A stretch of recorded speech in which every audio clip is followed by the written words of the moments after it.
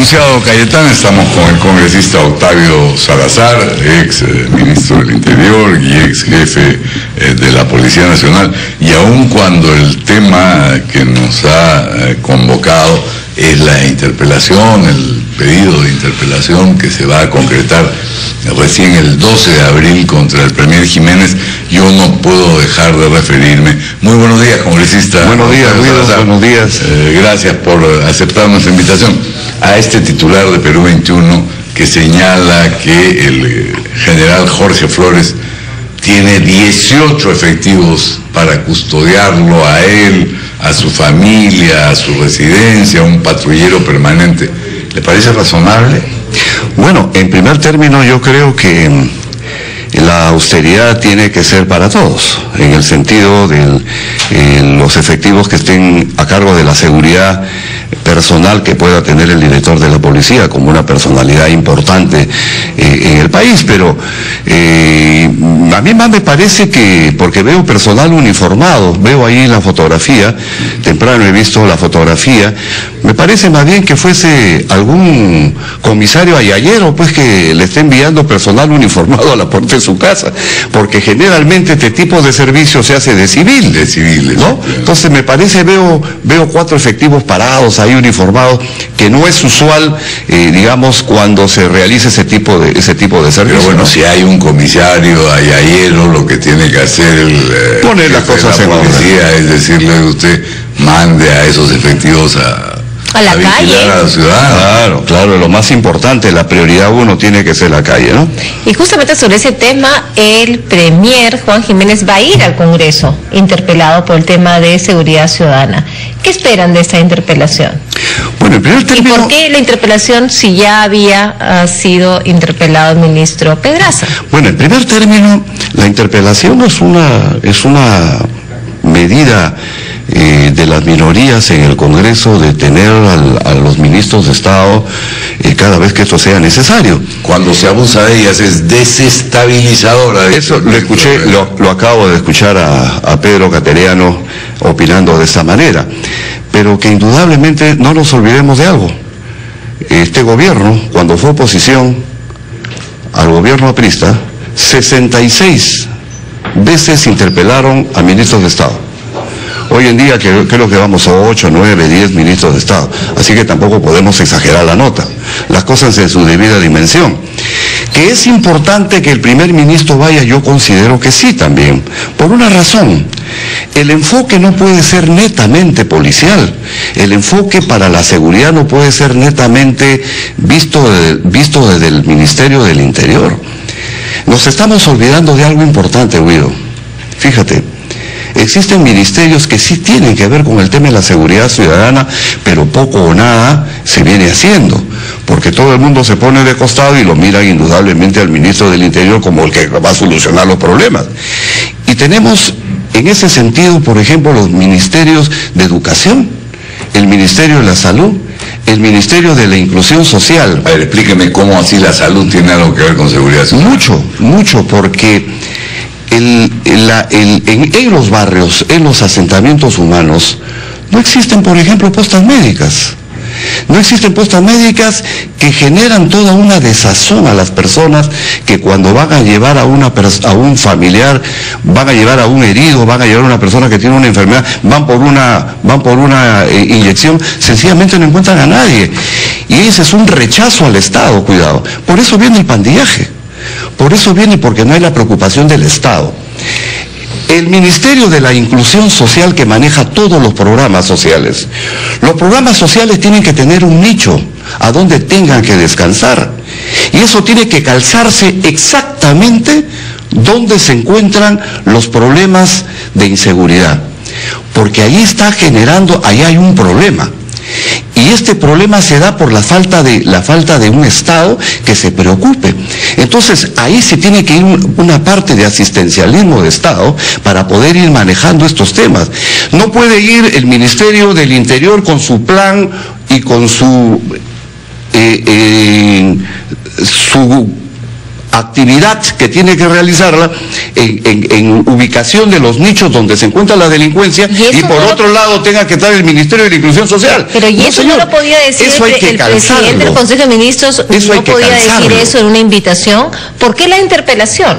Porque, bueno, la interpelación tiene un fin, y tiene un fin político, porque si no se le invita al presidente del Consejo de Ministros y se le dice que tiene que articular y que presente un plan de articulación. ¿Por qué la interpelación? Esa es la pregunta. Claro, ¿Qué se está buscando? Tiene que buscarse algo. La interpelación a la final es el nombre, a veces es un poco rimbombante, pero lo único que significa es una invitación al ministro, porque la interpelación no es que termine ella y que concluya necesariamente en un despido al terminada la interpelación tiene que votarse la censura, que esta se dé o no se dé. No necesariamente, termina la interpelación, se tiene que presentar una moción de censura, y si no, las cosas quedan ahí.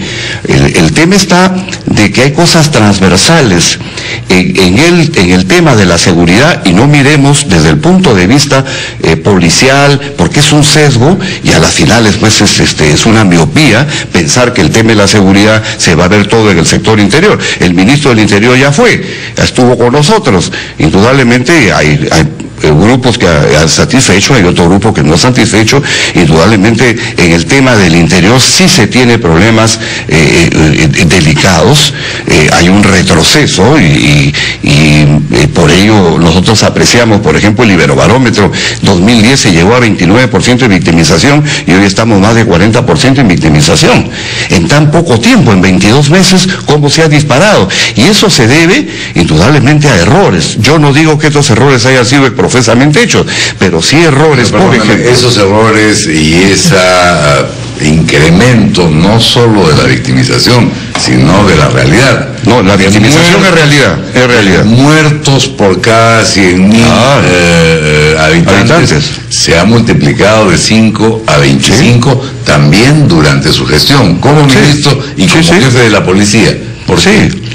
La realidad, cuando hablamos de victimización, estamos hablando de hechos concretos. De la gente que denuncia de haber sido... Exactamente, entonces no estamos hablando de percepciones. Entonces, aquí hay situaciones que se han cometido algunos errores, producto de que nadie viene con la experiencia. Por eso siempre se dice que quien va a gerenciar estos cargos, el Ministerio de Defensa, el Ministerio del Interior, tiene que ser personas que ya tengan un expertise ganado. Entonces, por ejemplo, ¿qué hicimos nosotros? El descabezamiento generacional de la policía, la invitación a 1.400 efectivos por querer conservar la famosa pirámide, y que a las finales nos hemos quedado con menos grupos operativos de investigación y de prevención. Y no solamente el tema está ahí, tenemos la organización militar que le han hecho a la policía, macroregiones, y en el resto coroneles, que coroneles comandan a coroneles. Entonces es como si aquí en radioprogramas, imagínate pues, hubieran 2 gerentes, o si hubieran 2 ministros del Interior. A las finales eso se da pues se genera todo un problema muy difícil en la línea de mando, en la línea de comando, se genera una serie de problemas. Tenemos también, por ejemplo, la desaparición de unidades, como por ejemplo, o cuasi desaparición, como por ejemplo las Águilas Negras, la disminución de estas, que han empezado el tema de los asaltos, que se ha generado mayor marcaje.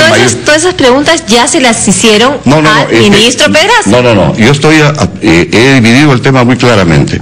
Estamos hablando nosotros que en el tema de la seguridad ciudadana hay un tema transversal al resto de ministerios, y que nosotros requerimos, el Perú requiere que estos ministerios, educación, salud, el Ministerio de Inclusión Social, en esos nichos de criminalidad, necesariamente tiene que haber la presencia de ellos. Tiene que haber. No podemos, por ejemplo, tener programas de gobierno que estén aisladamente fuera de un contexto. Para tener una posta de salud hay que tener criminales. No, en el barrio. No necesariamente, porque esa es satisfacción ciudadana, porque eso genera que genera... Sí, pues, pero dicho como usted lo ha fraseado. No. El Ministerio de Inclusión Social, ojo, ahí donde hay mucha delincuencia, ahí ponga usted. No. Pone donde hay pobreza. Pero no casualmente. Es que la pobreza, ¿por qué hay criminalidad, Guido? ¿Los pobres son los criminales? No, te digo eso. no te estoy diciendo eso, pero sí es un nicho importante para poder solucionar problemas. Si nosotros, esto va a dispar, cada uno por su lado, entonces la cosa no camina. Hay que calzarlos. Y para calzarlo necesitas tú un mapeo, y el mapeo tienes que ir donde están los problemas, Guido. Hay una serie de problemas en una serie de jurisdicciones donde no se llega, por ejemplo... La extrema pobreza de Trujillo, por ejemplo, explica su alto índice de criminalidad. En algunos lugares sí. ¿Por qué están, por ejemplo, en asentamientos humanos o están en distritos alejados, en distritos periféricos como el Porvenir, La Esperanza? Ahora, con esto no estoy extendiendo decir que todo aquel que es pobre es criminal. Una última pregunta por mi parte, congresista Salazar. ¿Qué opina de las declaraciones del cardenal Cipriani en relación al indulto? Bueno, que indudablemente él está en todo su derecho de poder hacerlo, ¿no? Él es el pastor y hay que tener la tolerancia, todos debemos tener una tolerancia de saber escuchar. Estamos llegando hoy en día en el país sencillamente a que no queremos escuchar a nadie. Si yo tengo una posición política o tengo una ideología y escucho a una persona hablar de lo que yo pienso que es diferente, entonces me le voy a la yugular. Entonces me parece muy bien lo que ha dicho Daniela Bugataz en el sentido de que hay que dejarlo. Él está en todo su derecho y hay que tener la tolerancia. Me hace recordar a los países que ya superaron esto, como el caso de la China de Mao, ¿no? La China de Mao, ya hoy en día los chinos ni nos recuerdan a Mao, pero sin embargo aquí en el Perú todavía seguimos escuchándolo y todavía tenemos ese tipo de reacciones. Yo tengo amigos de izquierda y con los cuales uno se puede sentar y puede conversar, pero hay una parte de esa radicalidad que sencillamente no puede ser. Desgraciadamente hay varias cosas de la China de Mao que existen en el Perú todavía. Una es el servicio militar, que ahora es obligatorio y obligatorio para los más pobres. Yo no estoy de acuerdo con que sea obligatorio, es discriminatorio. Yo sé que hay necesidades de nuestra Fuerza Armada, solamente se cubre el 20% de la totalidad de los efectivos que se requieren, pero tiene que haber un poco de imaginación, más imaginación para poder llamar a todos estos jóvenes para que vayan a servir por el país. Y una de las fórmulas, creo yo, es que hay que empezar, por ejemplo, con los alumnos de cuarto y quinto de secundaria, para que tengan cursos de inducción a nuestras instituciones, al servicio por el país, un tema cívico. Y ese es un tema que se tiene que coordinar, por ejemplo, con el Ministerio de Educación. Estos ministerios no pueden estar ajenos a una realidad, por el contrario, tienen que estar comprometidos. Pero tal como están las cosas, existe ese decreto legislativo que establece el sorteo. ¿Usted cree que será posible modificarlo en el Congreso? Yo creo que sí. Lucho Iberico está presentando uno, yo voy a presentar otro proyecto también con relación a esta inducción que debe haber desde cuarto y quinto de secundaria. No, pero sobre ese decreto legislativo, ¿lo van a derogar? Con relación a esto, yo creo que sí tiene que derogarse, es discriminatorio. El mundo camina cada vez más a que los ciudadanos tengamos derechos. Entonces ya el tema de las levas, el tema de que sea obligatorio, yo te llevo del cuello, son cosas que ya pasaron, ya lo hemos vivido. Hoy en día tenemos que entrar a que las personas voluntariamente acudan. ¿Y cuándo ir voluntariamente? Cuando vean que es importante el servicio porque les va a permitir a ellos mejorar su calidad. Exactamente, les va a mejorar su calidad de vida y que ellos también puedan llegar a ser oficiales. Lo que había antiguamente, Guido, ¿tú te acuerdas? Era la famosa directa.